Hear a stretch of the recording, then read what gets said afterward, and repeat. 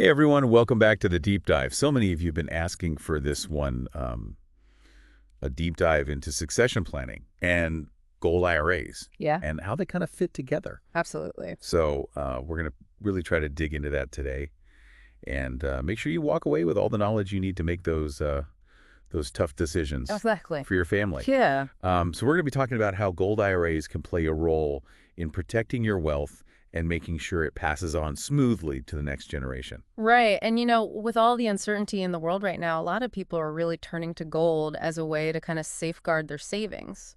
Yeah, that makes sense. It's been a safe haven asset for centuries, and it's definitely having a moment again. Yeah, for sure. People are looking for stability and something they can rely on, and gold kind of fits that bill. Right. We hear a lot about gold being a safe haven, but what does that really mean? Like, why is gold considered so safe? Well, a couple of things. I think the first is that gold is a finite resource.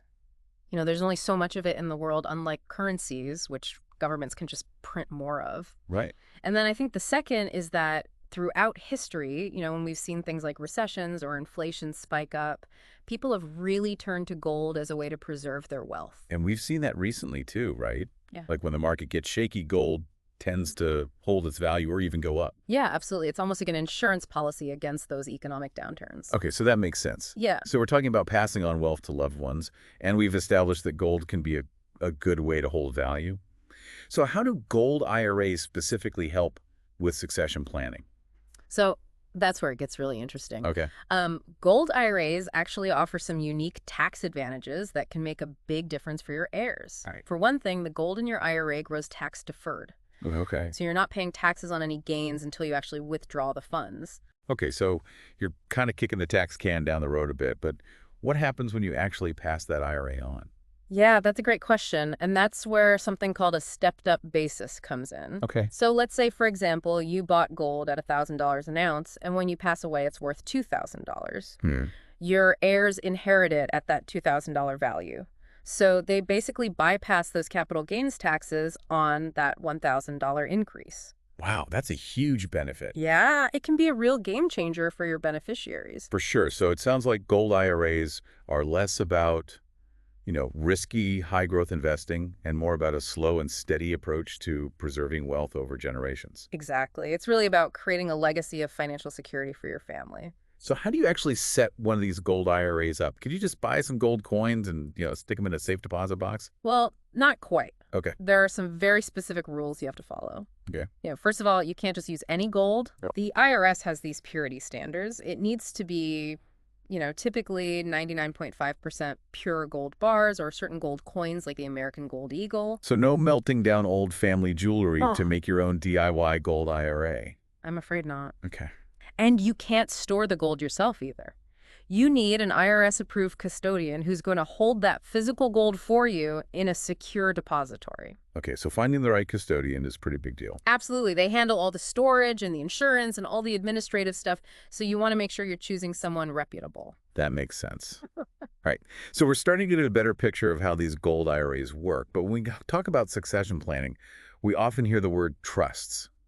How do trusts and gold IRAs fit together in all this? Right. Well, trusts can actually provide this extra layer of control and protection to your whole succession plan. They act as this legal framework for managing and distributing assets according to your wishes.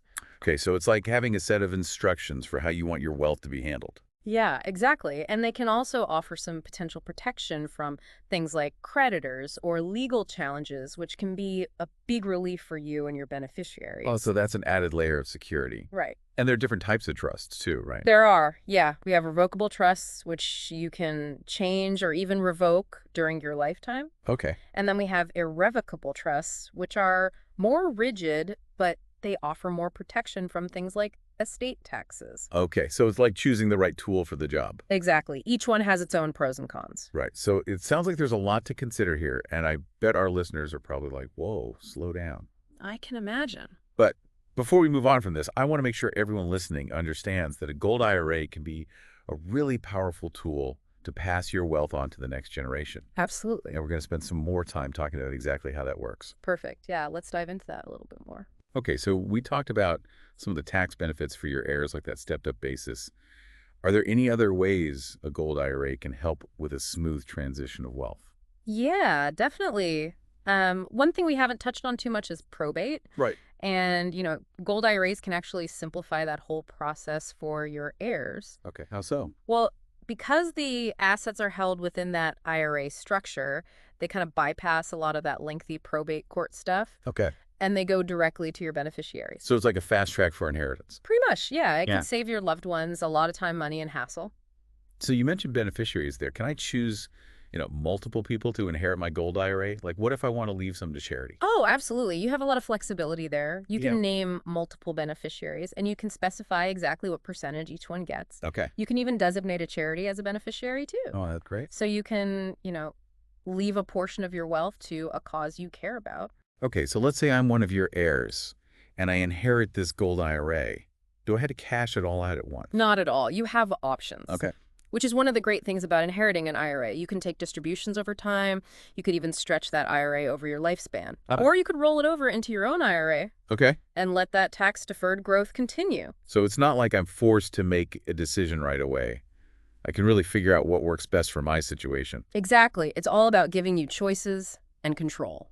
You've mentioned those required minimum distributions, those RMDs, a couple of times. Can you just remind us what those are and how they work with inherited IRAs? Sure, yeah. So basically, RMDs are the minimum amount that you're required to withdraw from a traditional IRA or an inherited IRA each year, Okay. once you reach a certain age. Gotcha. And the idea is to eventually start paying taxes on those tax-deferred gains. Okay, so Uncle Sam eventually gets his cut? Eventually, yes, but the exact rules and timelines for those RMDs, they can vary a lot, depending on, what type of IRA it is and your relationship to the original account holder. Okay. So it can get complicated. It's best to talk to a tax professional and make sure you understand your specific requirements. Don't want to mess with the IRS. Right, exactly. Okay, so we've been talking a lot about the benefits of gold IRAs, but, I'm sure some people are thinking, why not just stick with a traditional IRA? Yeah, that's a fair question. What are the key differences between the two? Well, I think a good way to think about it is that a traditional IRA is like a diverse toolbox Okay. filled with different investment tools, primarily stocks, bonds, mutual funds. Right, the usual suspect. Exactly. Yeah. It's great for potentially achieving that long-term growth, Yeah. but it also comes with the inherent risks of the market. Your investments can go up or down in value. So you're exposed to those potential losses. Right, exactly. Whereas a gold IRA is more like a specialized safe Okay. that's designed to protect a specific set of valuables. Yep. It's not about chasing those high returns. It's about preserving wealth and hedging against that economic uncertainty. So it's not really meant to be your primary investment strategy. It's more of a complement to your overall portfolio. Exactly. And remember, both traditional IRAs and gold IRAs, they both offer tax-deferred growth. Right. So that benefit's consistent. The key difference is really in those underlying assets and how much risk and potential return you're comfortable with. So it really comes down to your own individual goals, your risk tolerance, how you want to position your wealth for the future. Absolutely. It's a personalized decision. Okay, all of this is making much more sense now. But before we move on, is there anything else we should know about, the actual logistics of buying gold for an IRA? Yeah, there are definitely a couple more things to keep in mind. Okay. First of all, you can't just go to any jewelry store and buy any piece of gold. Right. We talked about the IRS has those rules about what qualifies. Exactly. You can't take physical possession of the gold either. It has to be stored with an approved custodian in a secure depository. Got it. And you'll want to work with a reputable dealer who specializes in IRA-eligible metals. Makes sense. So reputation and transparency are key here. Yeah, What are some red flags people should watch out for when they're choosing a gold dealer? that's a great question. I would say be wary of dealers who pressure you into making a quick decision Okay. or who promise unrealistic returns. Right. If it sounds too good to be true, it probably is. Exactly. And also check their credentials, see if they're members of reputable organizations like the Professional Numismatist Guild or Yeah. the Industry Council for Tangible Assets. So do your research compare prices, read reviews before you hand over any money? Absolutely. Yeah. Okay, so we've talked a lot about setting up a gold IRA and managing it.